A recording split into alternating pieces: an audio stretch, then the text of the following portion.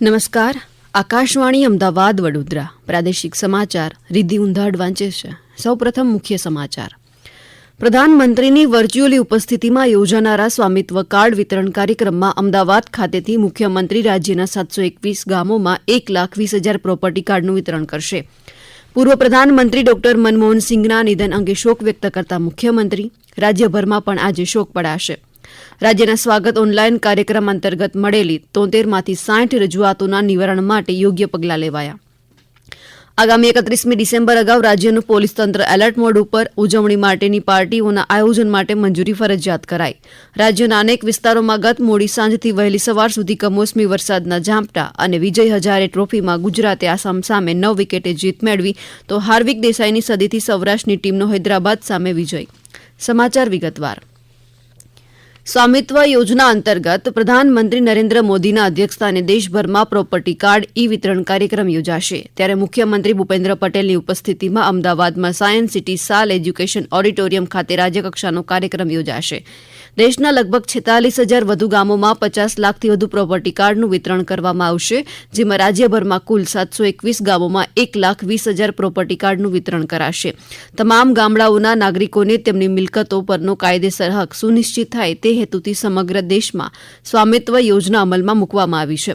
સ્વામિત્વ યોજના અંતર્ગત ગુજરાત સરકાર દ્વારા વર્ષ 2021થી રાજ્યના ગ્રામ્ય વિસ્તારોમાં નાગરિકોને તેમના રહેણાંકની મિલકતના અધિકાર આપતો પુરાવો એટલે કે પ્રોપર્ટી કાર્ડ બનાવવા માટે ઝડપી અને પારદર્શક રીતે કામગીરી શરૂ કરવામાં આવી છે, જેમાં ગુજરાત રાજ્ય સમગ્ર દેશમાં બીજા તબક્કાના રાજ્યોમાં પ્રથમ નંબરે છે.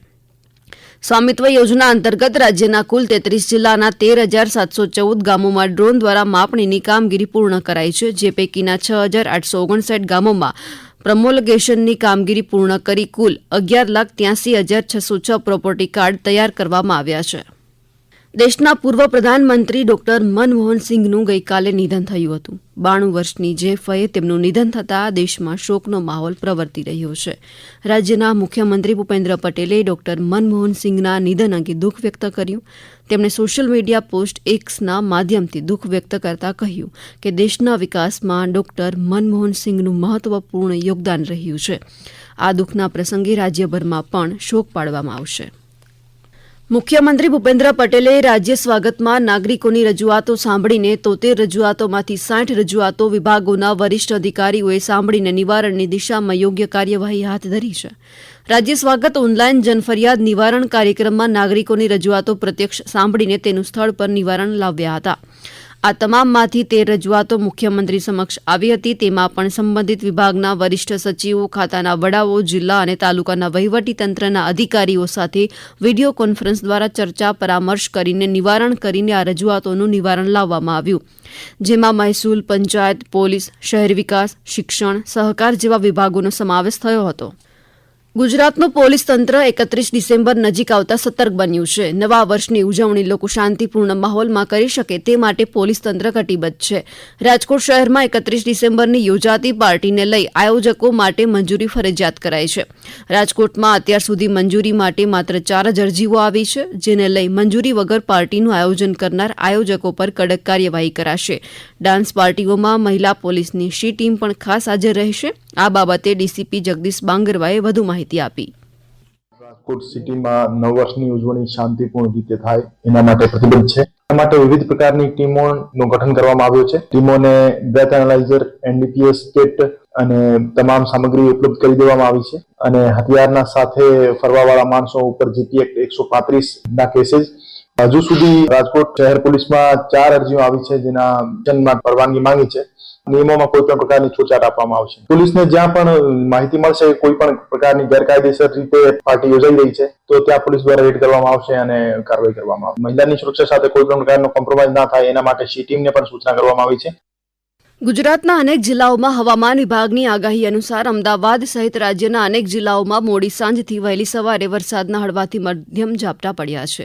આ સાથે જ હજુ પણ 2 થી 3 દિવસ કમોસમી વરસાદની આગાહી કરાઈ છે. ઉત્તર ગુજરાત સહિત અમુક જિલ્લામાં પણ આજે છૂટાછવાયા સ્થળોએ વરસાદની આગાહી કરાઈ છે. આજે સવારથી જ અમદાવાદ સહિત રાજ્યના અનેક જિલ્લાઓના વાતાવરણમાં પલટો જોવા મળ્યો.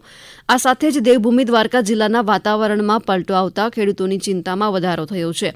વહેલી સવારથી ધુમ્મસ અને વાદળ વાદળછાયું વાતાવરણ જોવા મળતા ખેડૂતોના ચણા, જીરું, ઘઉં, ધાણા સહિતના પાકને નુકસાન થવાની ભીતિ સેવાઈ રહી છે.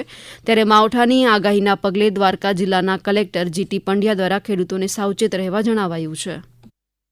હવામાન વિભાગ દ્વારા જે આગાહી કરવામાં આવેલી છે તેમાં ગુજરાતના કેટલાક જિલ્લાઓમાં માવઠું એટલે વરસાદની શક્યતા રહેલી છે. તમામ ખેડૂત મિત્રોને અનુરોધ છે કે આ બાબતે જરૂરી સાવચેતી રાખે. આ ઉપરાંત માર્કેટિંગ યાર્ડને પણ સૂચનાઓ આપવામાં આવેલી છે કે માર્કેટિંગ યાર્ડમાં જે ખેડૂતો પોતાની જણસી લઈને આવે છે તેઓ શેડમાં જણસી રાખી શકે તેની વ્યવસ્થા કરે. આ સમાચાર આપ આકાશવાણીના અમદાવાદ વડોદરા કેન્દ્ર પરથી સાંભળી રહ્યા છો. આ સમાચાર આપ અમારી YouTube channel AIR news Gujarat પર પણ સાંભળી શકશો. વધુ સમાચાર માટે આપ અમારી વેબસાઇટ newsonair.gov.in/gujarati અને અમારા એક્સ હેન્ડલ AIR_news_ABD ને ફોલો કરશો. ભારતીય તટરક્ષક દળે ઉત્તર અરબી સમુદ્રમાં ડૂબી ગયેલા ભારતીય જહાજ MSV તાજ ધરે હરામમાંથી 9 ક્રૂ સભ્યોને સફળતાપૂર્વક બચાવ્યા હતા. આ બચાવ અભિયાન મુંબઈ, ભારત અને પાકિસ્તાનના કરાચીથી સંયુક્ત રીતે કરવામાં આવ્યું હતું. મુન્દ્રાથી રવાના થયેલું જહાજ યમનના સોકોત્રા તરફ જતું હતું. આ જહાજ 26મી ડિસેમ્બરના રોજ સમુદ્રમાં આવેલા તોફાનને કારણે ડૂબી ગયું હતું. ડૂબી ગયેલા જહાજના ક્રૂ સભ્યો દ્વારા દરિયામાં અન્ય જહાજોમાં આશરો લીધો હતો. આ તમામને બચાવીને કોસ્ટગાર્ડ ગુજરાતના પોરબંદર હાર્બર ખાતે લવાયા હતા. સુશાસન સપ્તાહના ભાગરૂપે મહિલા અને બાળ વિકાસ અધિકારીની કચેરી દ્વારા વિવિધ કલ્યાણલક્ષી યોજનાના લાભાર્થીઓને મંજૂરી હુકમ આપવામાં આવ્યા. ડાંગ જિલ્લા કલેક્ટર મહેશ પટેલના માર્ગદર્શન હેઠળ મહિલા સ્વાવલંબન યોજનાના 3 લાભાર્થીઓને લોન વિતરણ પણ કરવામાં આવ્યું. આ અંગે મહિલા અને બાળ વિકાસ અધિકારી ડોક્ટર મનીષા મુલતાનીએ વધુ માહિતી આપી. મહિલા સ્વાવલંબન યોજના અંતર્ગત 3 લાભાર્થીઓને બેંક ઓફ બરોડા દ્વારા 4,68,000ની લોનનું વિતરણ કરેલું છે. સાથે જ વાલી દીકરીના 7 લાભાર્થીને 7,70,000ના હુકમનું વિતરણ કરેલું છે. ગંગા સ્વરૂપા આર્થિક સહાય યોજનાના 25 લાભાર્થીઓને હુકમનું વિતરણ કરેલું છે. સાથે જ ગંગા સ્વરૂપા પુનઃ લગ્ન યોજના અંતર્ગત 1 લાભાર્થીને 50,000 રૂપિયાના હુકમનું વિતરણ કરેલું છે. આ રીતનું આખા સપ્તાહ દરમિયાન મહિલા અને બાળ અધિકારીની કચેરી આહવા ડાંગ દ્વારા આયોજન કરેલું હતું. ગુજરાત પોલીસ ભરતી માટેની શારીરિક કસોટી 8મી જાન્યુઆરી 2025ના રોજથી શરૂ થશે. તબક્કાવાર આ પરીક્ષા યોજાશે. ભરતી બોર્ડ દ્વારા જાહેરાત કરવામાં આવી છે કે આ કસોટી માટેના કોલ લેટર 1 જાન્યુઆરી 2025ના રોજ 2 કલાકથી તેમની સત્તાવાર વેબસાઇટ ઉપરથી ડાઉનલોડ કરી શકાશે. વિજય હજારે ટ્રોફીના 3જા રાઉન્ડમાં ગુજરાતે 9 વિકેટે આસામને હરાવી જીત મેળવી છે. આસામની ટીમ ગુજરાત સામે માત્ર 75 રનમાં જ ઓલ આઉટ થઈ હતી. ગુજરાત તરફથી કેપ્ટન ચિંતન ગાજાએ 5 વિકેટ ઝડપી હતી, જ્યારે અન્ય એક મેચમાં સૌરાષ્ટ્રની ટીમે હૈદરાબાદ સામે 6 વિકેટે જીત હાંસલ કરી હતી. પ્રથમ બેટિંગ કરતા હૈદરાબાદની ટીમ 50 ઓવરમાં 8 વિકેટે 244 રન બનાવી શકી હતી. સૌરાષ્ટ્રની ટીમે 42.5 ઓવરમાં 4 વિકેટમાં 248 રન કર્યા હતા. હાર્વિક દેસાઈએ અણનમ 125 રન કરી સૌરાષ્ટ્રની ટીમને જીતાડી. બનાસકાંઠામાં આયોજિત સૌપ્રથમ શોર્ટ ફિલ્મ સ્ક્રીનિંગ ફેસ્ટિવલમાં 18 શોર્ટ્સ ફિલ્મ રજૂ કરવામાં આવી. પાલનપુર સ્થિત વિદ્યા મંદિર ખાતે સપ્તરંગ સોસાયટી દ્વારા આયોજિત આ ફિલ્મ ફેસ્ટિવલમાં રાજ્યના માહિતી નિયામક KL બચાણી ઉપસ્થિત રહ્યા હતા. સુરતના ગોડાદરા વિસ્તારમાં ખોદકામ દરમિયાન ગેસ લાઇન લીકેજ થતાં 3 શ્રમિકો દાઝ્યા હતા. ઇજાગ્રસ્તોને 108 એમ્બ્યુલન્સ દ્વારા હોસ્પિટલમાં ખસેડવામાં આવ્યા હતા. આ ઘટનાને પગલે સ્થાનિક દુકાનદારોએ તેમને થયેલા નુકસાનની ભરપાઈની માંગણી સાથે રસ્તા પર આવીને વિરોધ કરતા વાહન વ્યવહાર પર અસર પડી હતી. બોટાદ જિલ્લા કલેક્ટર કચેરી ખાતે ગઈકાલે ભાવનગરના સાંસદ અને કેન્દ્રીય મંત્રી નીમુબેન બાંભણિયાના અધ્યક્ષસ્થાને દિશા મીટિંગનું આયોજન કરવામાં આવ્યું હતું. બેઠકમાં નીમુબેને જણાવ્યું હતું કે રોડ, રસ્તા, પાણી, આરોગ્ય અને શિક્ષણ જેવી લોકોની પ્રાથમિક જરૂરિયાતને પ્રાધાન્ય આપવામાં આવશે. અંતે મુખ્ય સમાચાર ફરી એકવાર. પ્રધાનમંત્રીની વર્ચ્યુઅલી ઉપસ્થિતિમાં યોજાનારા સ્વામિત્વ કાર્ડ વિતરણ કાર્યક્રમમાં અમદાવાદ ખાતેથી મુખ્યમંત્રી રાજ્યના 721 ગામોમાં 1,20,000 પ્રોપર્ટી કાર્ડનું વિતરણ કરશે. પૂર્વ પ્રધાનમંત્રી ડોક્ટર મનમોહન સિંઘના નિધન અંગે શોક વ્યક્ત કરતા મુખ્યમંત્રી રાજ્યભરમાં પણ આજે શોક પડાશે. રાજ્યના સ્વાગત ઓનલાઈન કાર્યક્રમ અંતર્ગત મળેલી 73માંથી 60 રજૂઆતોના નિવારણ માટે યોગ્ય પગલાં લેવાયા.